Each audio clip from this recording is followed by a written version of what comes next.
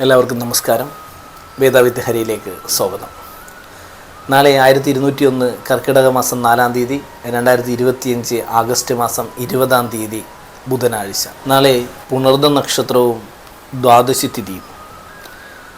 ശുഭകാര്യങ്ങൾക്കൊക്കെ ഉത്തമമായ ദിനമാണ് നാളെ.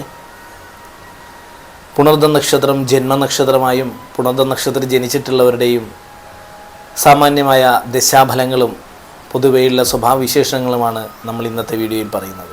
പുണർദ നക്ഷത്രം മിഥുനക്കൂറിലും കർക്കിടകക്കൂറിലും കൂടി പെടുന്ന നക്ഷത്രമാണ്. മിഥുനക്കൂറുകാർ ഗണം ദേവഗണവും ഇവരുടെ ഭാഗ്യരത്നം മരതകം, മഞ്ഞപുഷിരാഗം, മുത്ത് ഇവയാണ്. ഭാഗ്യസംഖ്യ 5, 7, 9, 11 ഇവയുമാണ്. ആദ്യത്തെ മുക്കാൽ ഭാഗം മിഥുനക്കൂറിലും അവസാനത്തെ കാൽഭാഗം കർക്കിടകക്കൂറിലുമാണ് പെടുന്നത്. മിഥുനക്കൂറുകാരെ സംബന്ധിച്ച് ശനിയുടെ മാറ്റവും വ്യാഴമാറ്റവും രാഹുവിൻ്റെ മാറ്റവും ഗുണദോഷ മിശ്രിത ഫലത്തെ നൽകുന്നു. കർക്കിടകക്കൂറുകാരെ സംബന്ധിച്ച് അഷ്ടമത്തിലെ ശനി മാറിയത് ആശ്വാസകരമാണെങ്കിലും 12-ാം ഭാവത്തിലേക്കുള്ള വ്യാഴമാറ്റം സാമ്പത്തിക ക്ലേശങ്ങൾക്ക് ഇട നൽകും. തൊഴിൽ സ്ഥാനത്ത് സ്ഥാനമാറ്റത്തിനും യോഗം നൽകും. മിഥുനക്കൂറുകാരെ സംബന്ധിച്ച് പൊതുവെ സൗമ്യശീലരും ഭാഗ്യ അഭിവൃദ്ധിയുള്ളവരും ദാനശീലരും ഈശ്വര വിശ്വാസം ഉള്ളവരുമാണ്.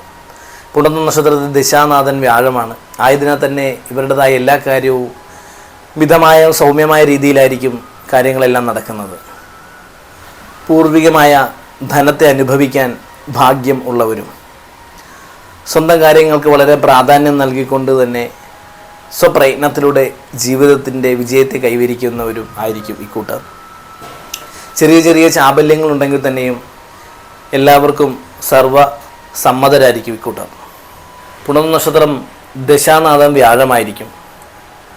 ശരാശരി 8 വയസ്സ് വരെ വ്യാഴദശയെ കൽപ്പിച്ചാൽ ശേഷം 19 വർഷം ശനിദശ, ശേഷം 17 വർഷം ബുധൻ, 7 വർഷം കേതു, 20 വർഷം ശുക്രൻ, 6 വർഷം ആദിത്യൻ. ഇങ്ങനെയാണ് ദശാനാഥൻ്റെ കണക്ക് വിവരം വരുന്നത്. ദശാനാഥൻ വ്യാഴമാകിയാൽ തന്നെ ബാല്യകാലം പൊതുവെ ഗുണപരമായിരിക്കും.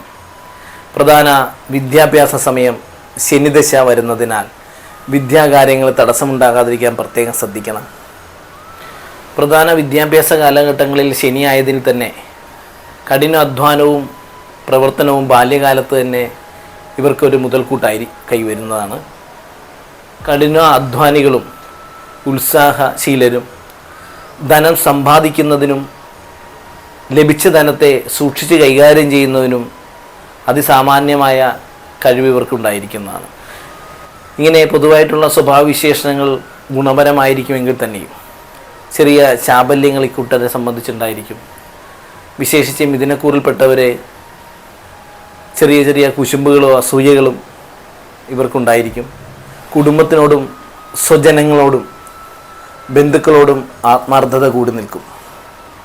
എല്ലാ കാര്യങ്ങളും പരിശുദ്ധ മനസ്സോടുകൂടി പ്രവർത്തിക്കുകയും ആ പരിശുദ്ധ മനസ്സ് തന്നെ ചില സമയങ്ങളിൽ വിനയായിട്ട് നമുക്ക് അനുഭവത്തിൽ വരാറുണ്ട്. കൂട്ടത്തിൽ നിൽക്കുന്നവരിൽ നിന്ന് തന്നെ മനോവിഷമതകൾക്കുള്ള കാരണങ്ങൾ സുഹൃത്തുക്കൾ മുഖേന ചതി വഞ്ചനകളിൽ പെടാതിരിക്കാൻ പ്രത്യേകം ശ്രദ്ധിക്കണം. നാളത്തെ ദിവസം ഇവരെ സംബന്ധിച്ച് ശനിയുടെ മാറ്റം മിഥുനക്കൂറുകാർക്ക് കണ്ടകശനി ദോഷത്തെ നൽകുന്നതിനാൽ തൊഴിൽപരമായിട്ടുള്ള ബുദ്ധിമുട്ടുകളും ധനപരമായിട്ടുള്ള ബുദ്ധിമുട്ടുകളൊക്കെ അനുഭവയോഗ്യമാകും. 12 നിൽക്കുന്ന വ്യാഴം ജന്മത്തിലേക്ക് സഞ്ചരിക്കുന്നത് മുൻ വർഷത്തെ അപേക്ഷിച്ച് സാമ്പത്തിക കാര്യങ്ങൾക്ക് സ്വല്പം മിച്ചം നൽകുമെങ്കിൽ തന്നെയും കണ്ടകശനി ദോഷവും ജന്മവ്യാഴവും പലവിധ ക്ലേശങ്ങൾക്കും ഇട നൽകും.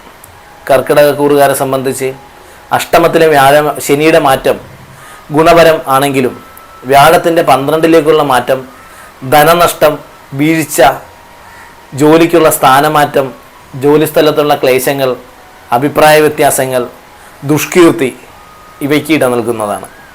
ആയതിനാൽ വ്യാഴ ശനി പ്രീതികരമായിട്ടുള്ള കാര്യങ്ങൾ അനുഷ്ഠിക്കുന്നത് ദോഷശാന്തിക്ക് ഏറ്റവും ഉത്തമമാണ്. എല്ലാ പ്രശ്നങ്ങൾക്കും പ്രാർത്ഥനയോടൊപ്പം മനോബലം ഇല്ലെങ്കിൽ എല്ലാ കാര്യത്തെയും സാധിക്കാം എന്ന് പറയുന്ന ആത്മവിശ്വാസവും ഒരു പരിധിവരെ ഇവരുടെ പ്രശ്നങ്ങളെ തീർത്തുകൊണ്ട് ജീവിത വിജയത്തിന് ഉപകരിക്കുന്നതാണ്. നാളത്തെ ദിവസം ഇവരെ സംബന്ധിച്ച് പൊതുവെ ഗുണപരമായിരിക്കും.